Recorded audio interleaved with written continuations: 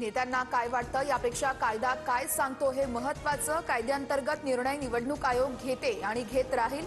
निवडणुका पुढे ढकलण्यावरून नेत्यांच्या नाराजीनंतर राज्य निवडणूक आयोगाची भूमिका। नगर परिषद आणि नगरपंचायत निवडणुकीसाठी मतदान प्रक्रिया पूर्ण। मतमोजणी पुढे ढकलल्यानं निकाल आता थेट 21 डिसेंबरला लागणार। तर मुंबई हायकोर्टाच्या नागपूर खंडपीठाचा निर्णय। ईव्हीएमच्या स्ट्रॉंग रूम बाहेर राजकीय पक्षांना पहारा देण्याची मुभा। निवडणूक आयोगाकडून परवानगी। ईव्हीएममध्ये छेडछाड केली जात असल्याचा काही राजकीय पक्षांचा आरोप। खंडपीठाचा निकाल सर्वांना मान्य करावाच लागेल, पण 24 ठिकाणच्या निवडणुकांमुळे सर्व निकाल पुढे ढकलणं अयोग्य आहे। कोर्टाच्या निकालावरती मुख्यमंत्र्यांचं भाष्य।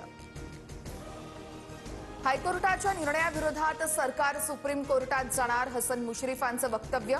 त्यामुळे निवडणुकांचा निकाल 21 डिसेंबरच्या आधीही लागू शकतो, मुश्रीफांचं विधान।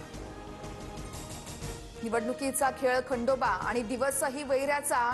निवडणुकांचा मतमोजणी पुढे गेल्यानं सामनातून टीकास्त्र।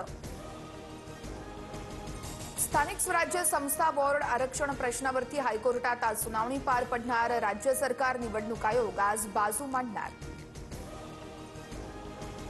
बीएमसी निवडणुकीसाठी भाजपमध्ये इच्छुकांची गर्दी। 15 दिवसात भाजपकडून 1800हून अधिक इच्छुकांच्या मुलाखती।